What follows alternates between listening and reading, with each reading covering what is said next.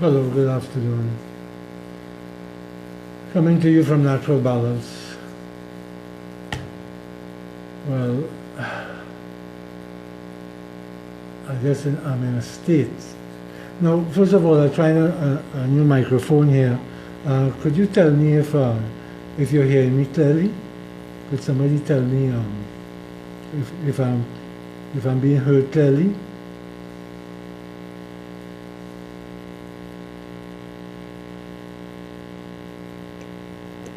Could somebody tell me if I'm being heard clearly? I'm trying a new microphone on this live today. Could somebody comment and tell me? Are you hearing me?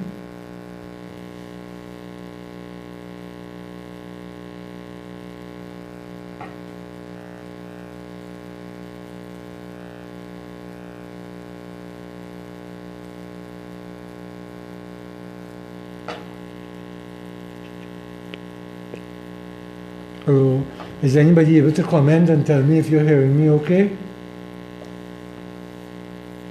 If not, I'll revert to my other microphone.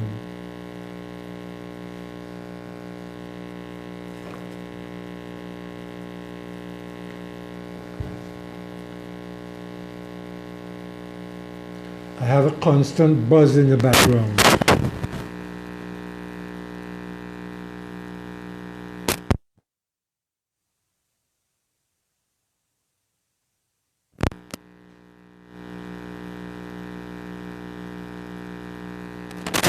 You still have the buzz? One person has a buzz, one person is hearing me loud and clear. Okay. Right, so I don't know, I feel like the Hulk just now, listening to that press conference. The first one got me going and I started the live. I don't know if any of you all saw the other live, but yeah. I'm not a politician, my work is in natural medicine, but I think the government should have a plan. Now I was just telling somebody that, one of my clients, who came to get a repeat herbal formula in front, just before we closed. And when I was telling, still buzzing, I don't know why it's buzzing.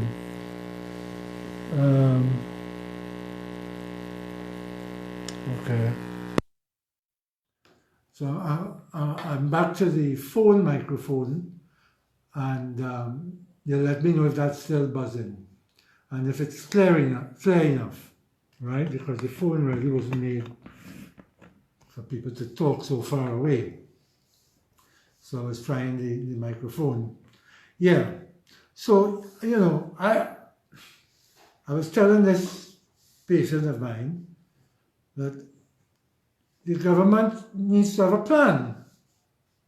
And they need to let us know what the plan is. But they've never told us what the plan is anyhow, even before COVID, right? Apparently we had a 2020 vision plan. But when I ask anybody, they don't know what it is, 2020 vision.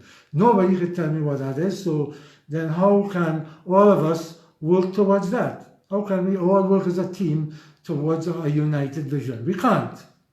So, that brings me to the point where we need to have a plan for this COVID-19 situation.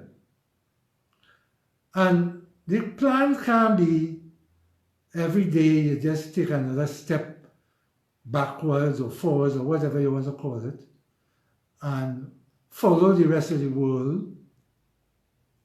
Quieter but more clear. Okay, thank you. Right? We can't be just following the rest of the world and take a step here today and a step there tomorrow, and nobody knows where the next step is going to be stepped. Nobody knows. So you could step anywhere you want, right? And we don't know where you're going. So what I am saying, basically, and what I told this person just now, I'm very, very upset. I have adrenaline running through my veins right now. I feel like I'm green like the Hulk. All that I am saying is the government needs to have a plan so that if the scenario plays out in such a way, for instance, if in the next 2 weeks or 1 week we have no more cases that have been confirmed, no more cases in Trinidad, that the government will do X, right? So if we have a scenario X in a week or 2 weeks, or in a day, whatever the scenario that you outline, if that scenario establishes itself, then we are going to do a plan that is in proportion to that scenario. And you spell it out. If there's no more cases of COVID identified in Trinidad and Tobago in the next week or 2, we're going to do X, Y, and Z. We let the restaurants open back, or whatever the action that you seem appropriate for the scenario. That's all I'm saying. Put another scenario. Say, listen, if things get worse and we get to 100 cases in the next week or 2 weeks or what, spell out some scenarios. Then we have to do mandatory things. We have to do curfew. We have to do a state of emergency. Say what the scenario has to be for the action that has to be taken. I think that makes sense. That way, you, the government, knows what your action will be for whatever scenario plays out. And the citizens will know what your action will be and how it will affect them depending on what scenario spells out. We can't be going along without a plan. And if they have a plan, great. But we need to know, right? The plan is for, Nicole says the plan is for all citizens to cooperate and listen and keep their ass home. It's we the citizens that have to have a plan, because we all over the place doing our shit and freaking correct, right? No plan, and you have anxiety in the population, okay? So that's what I'm saying. So I told a patient of mine this just now, when he was here buying some medicines, and he said, but who is doing that? He looked at me and he said, who is doing it? I said, well, how do you mean? He said, well, what country is doing that? I said, but none. No country is doing it. Why not? You're working for the people of Trinidad and Tobago, or you're working for whatever country. Yes, transparency is key, right? You don't need to hide these plans. There's not something you need to hide for any reason. The population is interested. The population needs to know, right? You are working for us. You need to tell us if you have a plan and what it is, right? You cannot just be every day having a press conference and taking a step in whatever direction that you feel needs to be taken, right?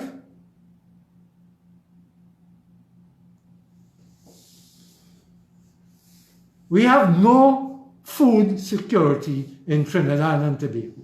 None. Right? The Prime Minister said we don't have enough land for agriculture.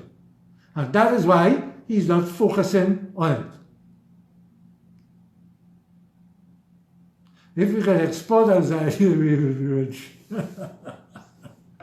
You're a comedian, Robert.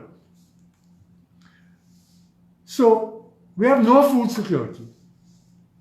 We have no energy security. All our fuel has to be imported on a daily basis. Tankers have to arrive here now with our fuel. We used to be energy secure. Now we are energy insecure, right? We are insecure with everything, right? Everything. Now, you see me? I am okay until people come to look for food in our houses. Then I might be okay, like the rest of us, okay? But I am eagerly awaiting to get the coronavirus in my body, to dispense with it and get that over with. Eagerly awaiting. That's another matter. I'm going to talk a little about health at the end of this because that is really my expertise. But for those who know me, or a little bit about me, I am a political activist, and I have a lot of recommendations written. I have a document in my possession for 30 years, right? But I'm not talking about those plans right now. I'm just talking about what is the plan dependent on the scenario that establishes itself. We need to know. If in a week's time there's no more cases, are we opening back the food outlets, the cafes, the things? So not just for us to go and sit down and have that luxury, you know, but for the workers who work there, right? The people who need that daily and weekly income, okay? We need a plan. So I'm asking the government in power to provide a plan based on certain scenarios and what your response will be to each of those particular scenarios. Please, okay? I think that is fair because we want to know how you will be stepping if a certain scenario plays out. Okay? We don't want to be in the dark. This kind of governance, where we are always kept in the dark, has to end. Right? Has to end. Okay? When we get up the next day and we read in the paper, the dollar, Trinidad and Tobago dollar is now 20 to 1.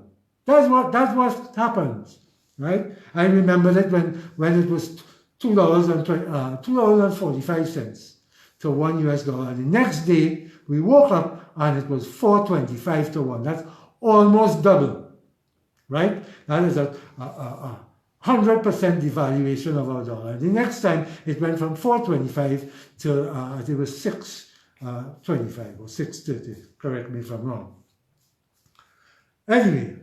So we have no security, no food security, no energy security. I would have thought that somehow, somewhere in the government, in one of their brains, they would have said, hey, let us do something for agriculture now. Because, you know, it is never too late, you know. It's never too late. You know, they say better late than never. Well, better late than never. But let's start it. Let's start some startup programs that help people in their homes like they do in Cuba, where we can start growing food in our yards. In our yards, in vacant lots, utilizing CPEP to grow food, short-term crops, in abandoned lands and government lands and so forth. Put something there, right? Some agri-startup plans. We can do it. It's not too much information can be bad things sometimes. Yes, food security is never a bad one. Well, I don't know if it's too much information. But we need to do something about agriculture, and now is a good time because we don't know what's going to happen. But then again, we might need a lot of food because many might die, but many not going to die. It's only a certain subset of people it is affecting adversely. And guess what? The subset of people, the small subset, is the elderly, who, most of them, are on pharmaceutical medications. Ibuprofen, Advil, Motrin, and I tell you, even taking Tylenol and Panadol to reduce your fever when you have an infection is a bad idea. Bad. Okay? That is your immune system at work, and by taking one of those things, you are disengaging your immune response. Okay? I'll talk about that another time. I have it on my Facebook page. I have it in another video. Right. I want to keep this to what went on today at the press conference. Minister Stewart mentioned,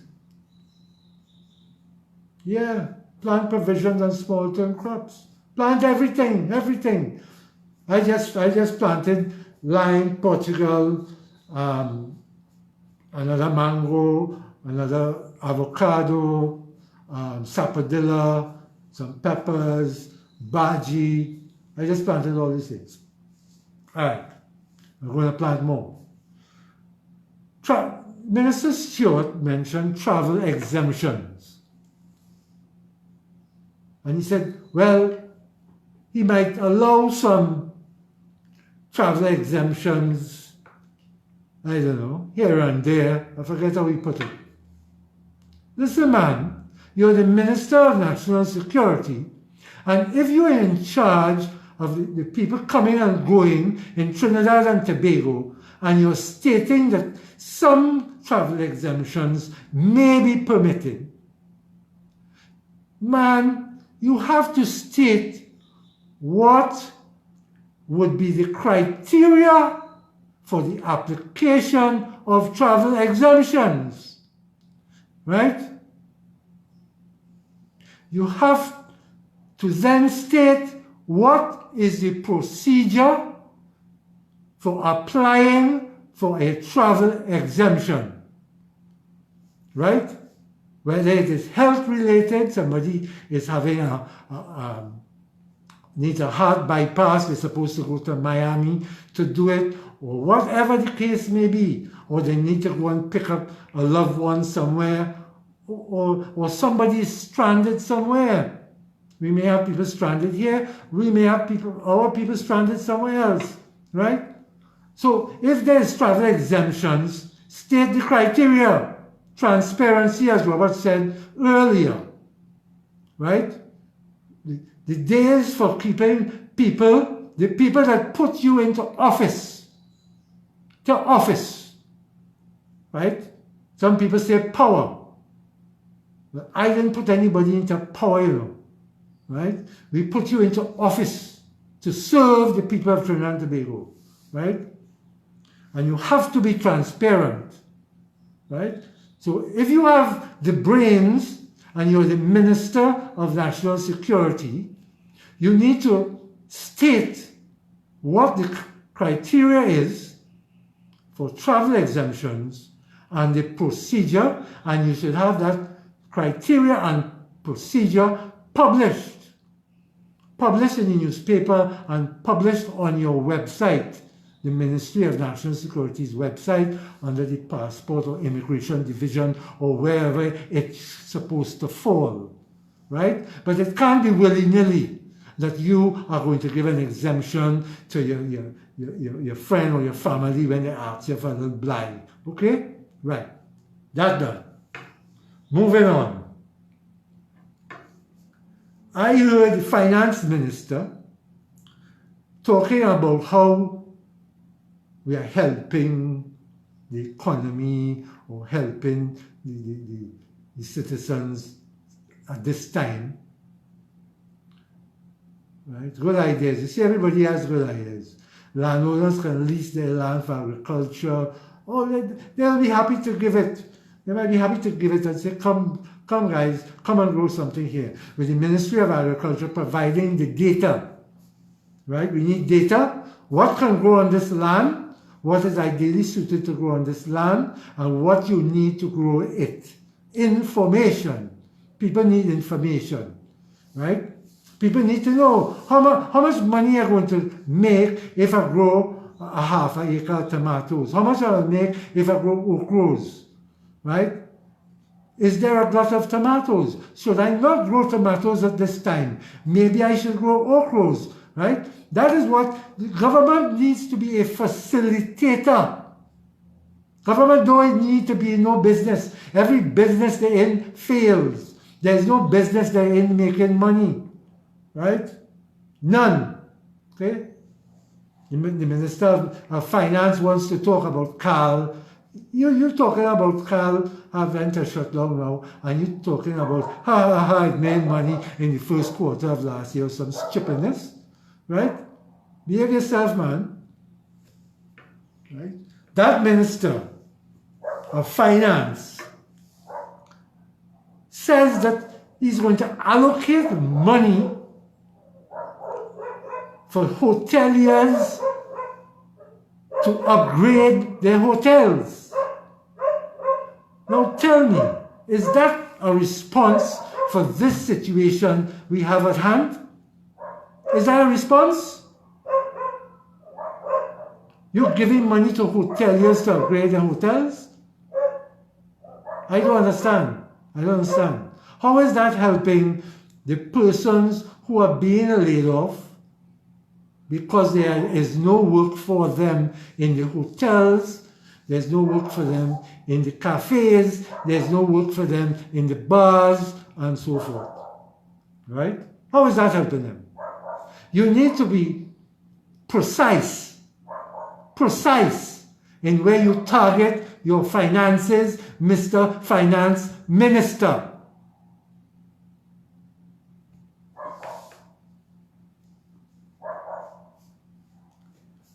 Food cards. I didn't know we still had food cards in Trinidad and Tobago, but apparently we have. Right? We never hear about it because maybe it's under some racket and bubble and everybody friend whoever in power does get them, right? Good. So they're giving what? 50, they're handing out 50 more food cards per constituency. That can't help nobody, right? A restaurant probably have 15 people, one restaurant, unemployed, right? That can't help nobody. You need to set up, partner with the NGOs for food feeding program for the poor, right? For the cooking of the food and the distribution of the food, right? Partner with and facilitate that program. There are already programs by NGOs, Living Waters and others, right? That is what we need to do because people and their families and their little babies and children are going to be hungry. And when they're hungry, you know where they're going to go? They're going to be coming by our kitchens home to get food, right? Good. Another measure, unemployed to receive $1,500 a month for 3 months. And after 3 months, this is the unemployed, I believe what they said was the people who became unemployed. People who don't need them have them, of course. Right? And they can sell them too. They can sell a food card to somebody else to use, I believe. I don't know. I would imagine, because we never seal things that tightly. Everything have loopholes, including every law, right, that is passed. Anyway, every single law I see they passing there is bad law, bad law, bad law. The unemployed will receive $1,500 a month. The people who just got unemployed. So you have to set up systems, put bureaucratic red tape for these people to be identified. They say they know who they are. They know who they are. Okay. Just like you know who don't pay taxes and who should be paying taxes. all the plumbers and carpenters and taxis and everybody who don't pay taxes, you know who they are, right? So you know who they are, you're going to get to them. Yeah? And you're going to have to line up for it again, just like the people in NIS offices lining up for the sick leave thing and the maternity leave thing and everything else, and the pension people. Pension people start going to line up in hot sun to get checks in 2020. Now you're going to get a whole other subsection of people to come line up again, right? And what, you're going to burden? This is unproductive work. We need to be doing productive work. When you set up bureaucratic red tape to do these things and have people lining up, you have people working for and not producing anything, right? The assistance needs to be to small businesses to keep them afloat for when they start back, that they'll be there, that they don't have to close up forever, and that they will be able to re-employ those persons who they had under their employ. Because the $1,500 handout to someone who lost their job and you're giving them for 3 months, after which, and if everything settles down, but the employer has crashed, didn't pay his rent, didn't pay whatever that he had to pay to the bank, he has crashed. He has no employment for that person who he let go and who is collecting $1,500 a month. So it is a futile exercise, it is not sustainable, and it is not fixing the problem. Minister of Finance, Minister of Social, whatever it is, you need to be precise in what you do. You must target, your target has to be specific. Right. I think that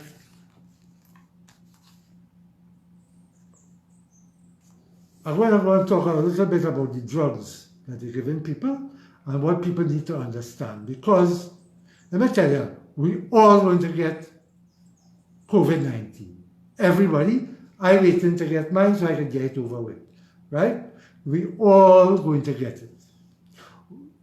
We cannot fight this with respirators, okay? The lack of respirators is not the cause of people dying, okay? That is like saying, okay, you build a ship and you put the ship on voyage with your crew and your people, and you built a bad ship, and the ship is out at sea, and the ship is bursting at the seams, the water is coming in, and it is sinking. But you forgot to put adequate life jackets and lifeboats, right, on that ship, and everybody drowned. They did drown because there was no life jackets. Is that the blame? Or was it the inadequate building of the ship? The ship was defective, it was flawed. That was the cause of it. So we need to have an understanding that we need to deal with the root cause of things. If we do not, we will never fix those things. Right? Good. So, if we think that getting respirators is going to solve the problem of people dying, that is not going to happen. Even away, they're saying they don't have the manpower anymore. Even in the United States, they're running out of personnel in the hospitals. Nurses and doctors are getting sick. Right? They're bringing out retired persons. They're afraid to go because they're the elderly, of course. Right? So who's going to man the respirators and all? That is not the problem. The problem is, right? Yes, we have a virus. it is out. It is run out of the cage, it's an animal run out of the cage. Yes, social distances, controlling borders, washing your hands as much as you want, all these things, fine. But you know what? It's still spreading. It's still spreading bad in the United States, bad. Canada too, right? All over the place. We don't know what we have here because we haven't been testing, right? I don't know how much people they test. 50, 100, 200 people. Whether you test, you don't test, it run out the place. If we get away on this island by it just ceasing to exist, we get no more cases and no more cases coming, great, great. But that's not happening away. And one day, our borders have to open to the rest of the world. And I don't see the rest of the world extinguishing this virus like they did with Ebola and so forth. Because it's gone away. It's all over the place. But the thing to realize is that it's a small subset of people. It's not all of us that are going to succumb to severe illness. Some of us will have a mild fever, some of us will get a dry cough and so forth. There are many natural things to help to prevent your body from having to deal with this in a severe way. And there's many things that you can take, antivirals and so forth. And the sick care system that exists is not going to embrace this unless we stand up somehow, right? And ensure that our government does embrace natural medicine. And we have to embrace it. And we have to tell them that they have to embrace it. Because you see what's going on here, I think, is a big, big wake-up call to identify the problems associated with modern Orthodox medicine.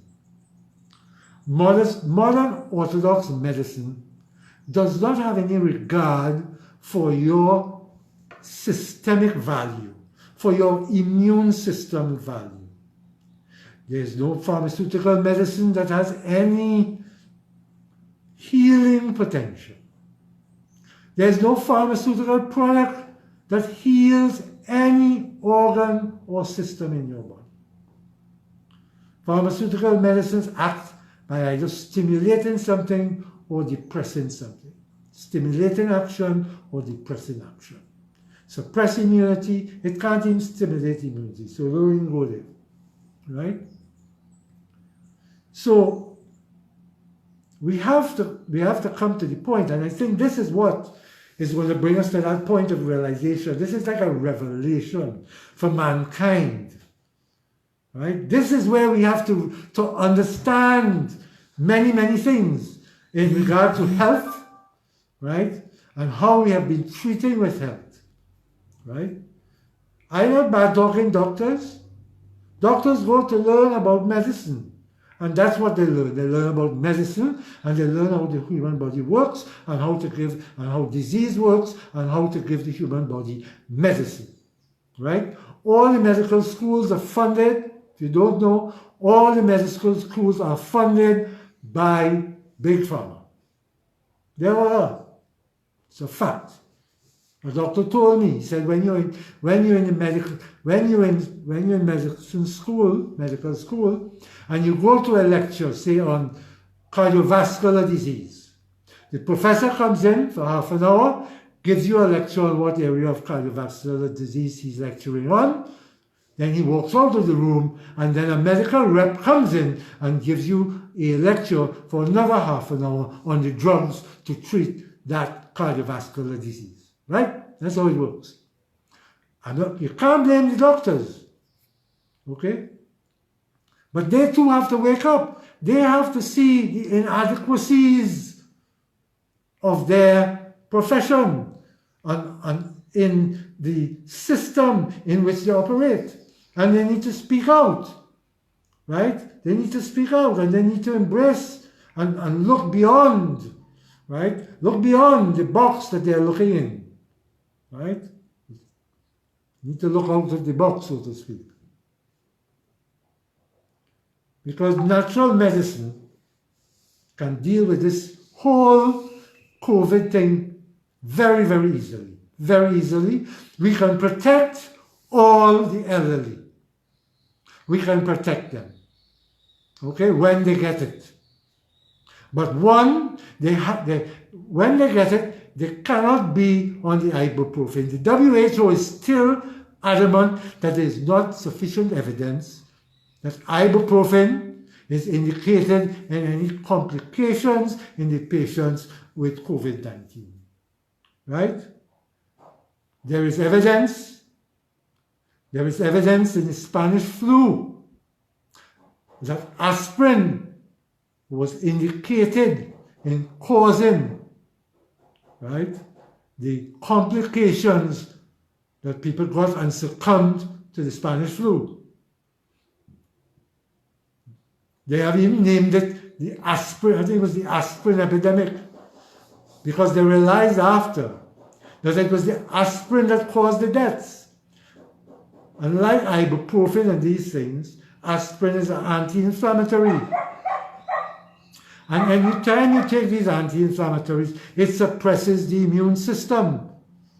And you lose your fighting chance. So that's my recommendation. My recommendation.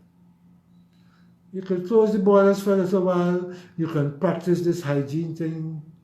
Don't stop people from going to the beach and getting sunlight with ultraviolet rays and bathing in the seawater and doing all that healthy and getting rid of stress. People are stressed. I am stressed. I am stressed to see what's going on. The inadequacies that our leaders are displaying. It's very, very stressful. Okay? We need to know, we need transparency.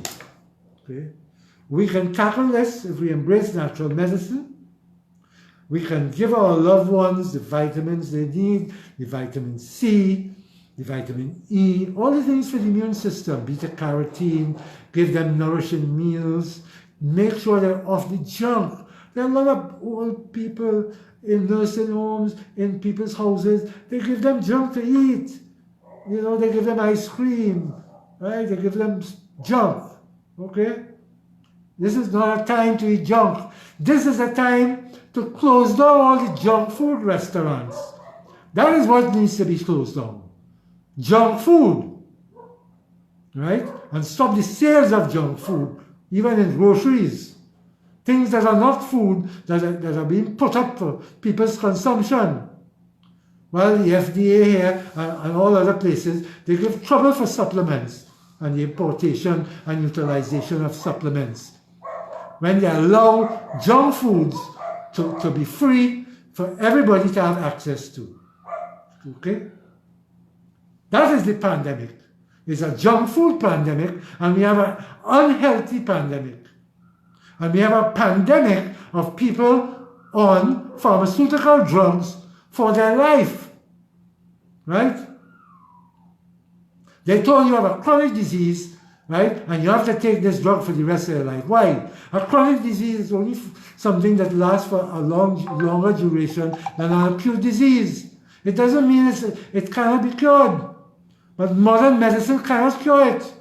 And they need to step aside. Big Pharma needs to step aside. And Big Pharma knows, you know. I tell you, Big Pharma knows. Because Big Pharma is buying up supplement producers. They're selling supplements alongside of their drugs. They're not stopping the drugs, right? But they are buying up the supplement manufacturers and they're selling those supplements. A lot of supplements now are owned, those companies are owned by pharmaceutical companies. So they know, but they're not letting go of the pharmaceutical side of it because of the money. And now they're going to come and proclaim that they have this vaccine that's going to protect us from this COVID and sell it to every government in the world and probably make it mandatory that everybody gets a vaccine, whether you like it or not, which is going to do more harm to our immune systems and make us even weaker as we go on.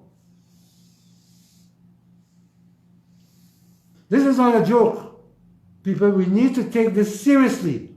And it's unfortunate that we have a governance system in place that doesn't allow the people any power except one vote every 5 years to remove and to put into power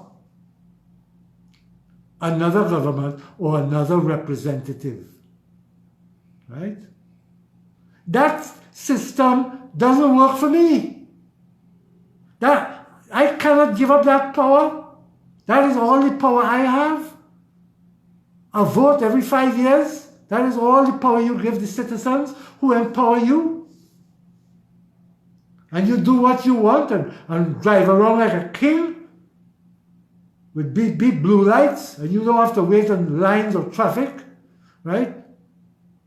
And you can't come up with a plan for the country as a whole, nor for the situation, and say what you're going to do depending on what scenario plays out. Unacceptable. Unacceptable. You guys cannot run a parlor. You cannot run a corner parlor selling soft drink and cigarettes. Right? You cannot run it. You're trying to run this country. You're running into the ground. The finance minister said today that we have a lot of US foreign reserves. I nearly dropped to the floor. Because when we go to the bank to change $100 US, we cannot get it. Right? But all the big companies that bring in all the things that they have to bring in and sell to us, they get it. But we can't get it for travel and stuff like that. But you say no, we have a lot of foreign reserves. And how are you going to manipulate it? What is the criteria for your allotment of these huge foreign reserves to Mr. X and Mr. Y and Mr. Z? Right? If you are holding back, right, on your dispensation of people changing their money for foreign money, you must state what the criteria is for changing money. You can't be doing it with no transparency. You must have transparency. You cannot be doing these things like that. Okay? So, I want to wrap up now and try to go and take a cold shower. I have another meeting to go to, and we see how that goes. That's a political meeting, right? But, so what we have to take from this is we must demand transparency, and we must ask what is the plan from our leaders. You can't be going willy-nilly. We must focus. At this time, we must focus on health, not hygiene, you know. Hygiene is not health. All those rich people in all the Westmoreland houses, I shouldn't say that. People living in your hygienic houses, I'll put it a more diplomatic way. All right? I'm new at this, please forgive me if I've offended anybody. I didn't mean to do that, but I'm very upset. People living in their hygienic houses, their clean, hygienic houses. I'm putting it to you that their immune systems and the immune systems of their children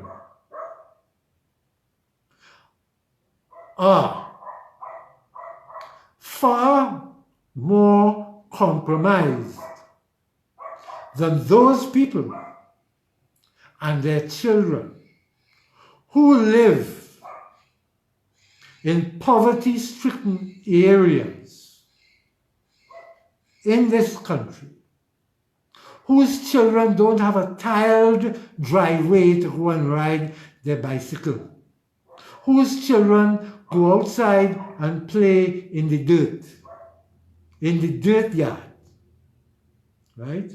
Might play in the ravine, like how we used to play a long time when we used to put things in the ravine and see which one, whose thing go down the ravine faster. I don't know what the name of it is, right? But those people and the vagrants that live on the street, who drink water from the canals of Port of Spain and in the other cities in Trinidad and Tobago and towns, their immune systems are stronger than the people who live in these clean, hygienic homes and areas. I'm putting it to you, right? There was a study done that showed that people who partake in gardening, people who, not with their gloves on, people who partake in gardening, who took their hands and put it into the dirt to put their pots and to tend to the garden beds and so forth, had better immune systems after doing such things. It created an immune response that strengthened the immune systems. So I'm just suggesting that we need to focus. Focus cannot be on ventilators, hygiene, wash your hands, don't touch nobody, don't kiss nobody. We can do it for a little while, but you know what? We're all going to get it, even if we do that. Because if somebody drops food for us at our doors, we have to pick up the food. Right? Somebody cook food for you and put it in a pizza box and it come home. Somebody spit on that pizza when they was cooking it, packing it, whatever it is. All right? Accidentally. I'm not saying somebody spat on it for purpose or for spite. Okay? So, the focus has to be on health and health of your immunity. And that is what you have to do, and that's what you have to do for you and your family, and that's what you have to do as a government. That is what governments need to do. They need to rethink or start thinking and understand that there is another way besides the way that we have been carrying on, right? We haven't been carrying on all that great in many spheres, right? Okay? And if we continue to just do it the way that we are doing this lockdown, we're going to have such an economic crisis, global economic crisis, right? Governments are borrowing money. Trinidad and Tobago government was already borrowing because they cannot make the budget that they set, okay? And they were already budgeting even before the price of oil plummeted a couple of weeks ago. They were borrowing before that. They were borrowing to pave the roads and a number of things. Now they are borrowing again. The lenders don't have an endless supply of money. The lenders have a finite supply. And that too will end. So there's only so much you can borrow. And there's only so much you can pay back. And if you don't have a GDP that can support you paying back, then you're going to be in deep debt, right? What we need to do, the most important thing right now, is to be able to feed ourselves and take care of ourselves. And as a government, I would have thought that they would have taken a decision to get some agricultural startup projects going and to include the population in that drive, right? And there are many people who can organize that plan for them if they cannot do it. Okay? We have a 1.4 million people in Trinidad and Tobago, right? Okay? And we have bright people. We have university graduates. We have university students. We have bright people in secondary schools who can help you guys if you cannot do it. Okay? Just ask. Say, you cannot do it. Anybody else has a plan that they like to offer? That's all you have to do as a government. Nothing wrong with that. Ask for help. Okay? Right? So focus on immunity and health. That's what all of us need to do individually, family, and as governments. I'm going to take a cold shower because I need to calm down. Because I feel like the Hulk, I just burst in at the seams. Thank you all for watching. Share the video because I think it's important, and for you to have been looking at this, you must think it's important. Maybe next time I could be a little more calm and maybe be able to explain a few other things maybe a bit better, right? I'm new at this, so I'm practicing, right? So thanks very much, and thanks for your patience. Good night. Bye-bye.